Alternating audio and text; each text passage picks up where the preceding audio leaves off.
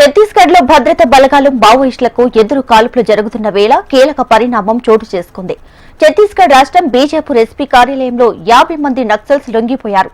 50 మంది నక్సలైట్లు కలిసి లొంగిపోవడం ఇదే మొదటిసారని పోలీసు ఉన్నతాధికారులు వెల్లడించారు.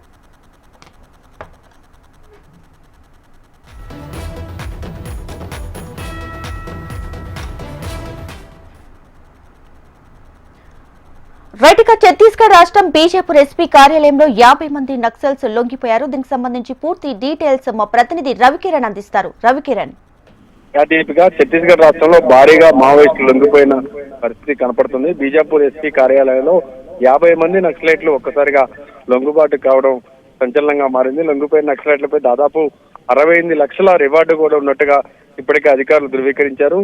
స్థానిక ఎస్పీ కావచ్చు, డిఐజీ, సిఆర్పీఎఫ్ కావచ్చు, ఇతర పోలీసు అధికారుల ముందు లొంగిపోయినట్లుగా బీజాపూర్ ఎస్పీ కూడా ఇప్పటికే ధృవీకరించారు. 50 మంది నక్సలైట్లు కలిసి లొంగిపోవడంతో ఇదే మొదటిసారని ఉన్నతాధికారులు కూడా వెల్లడించారు. పెద్ద ఎత్తున అవగాహన సదస్సులు కావచ్చు, గ్రామీణ ప్రాంతాల్లో ప్రస్తుతం ఉన్న సిచ్యువేషన్ లో మావోయిస్టులు పార్టీలో మనుగడ లేదు, పోలీసులకు లొంగిపోయి జనజీవన స్రవంతిలో కలవడం ద్వారా వాళ్ళకి కావాల్సిన సరైన సదుపాయాలు కల్పిస్తాం, విద్యకు కావచ్చు, ఉపాధికి కావచ్చు, గ్రామాల్లో వస్తువులు కావచ్చు అన్ని కల్పిస్తామని హామీ ఇవ్వడంతో 50 మంది కూడా లొంగిపోయినట్టుగా చెప్తుంది. బీజాపూర్ జిల్లాలో గత 3 రోజులుగా ఎదురుకాల్పులు, ఎన్కౌంటర్లు చోటు చేసుకున్న సిచ్యువేషన్ లో ఇంత పెద్ద మొత్తంలో 50 మంది లొంగిపోవడంతో ప్రభుత్వం కూడా సక్సెస్ అవుతుందని చెప్పవచ్చు. గ్రామీణ ప్రాంతాల్లో ముఖ్యంగా ఫారెస్ట్ ఏరియా ఉన్నటువంటి ప్రాంతాలు, అలాగే గిరిజన ప్రజలు ఎక్కువగా ఉన్నటువంటి ప్రాంతాల్లో మావోయిస్టు ప్రాబల్యం తగ్గించేందుకు పోలీసులు పెద్ద ఎత్తున అవగాహన కార్యక్రమాలు చేపడుతున్నారు.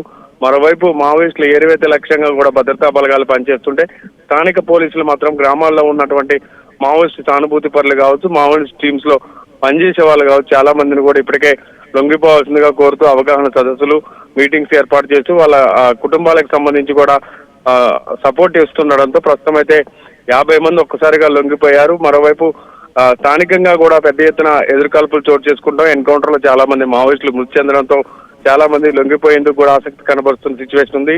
ప్రస్తుతం 68 లక్షల రివార్డు ఉన్నటువంటి 50 మంది నక్సలైట్లు లొంగిపోవడం ప్రస్తుతం అయితే సంచలనంగా మారింది.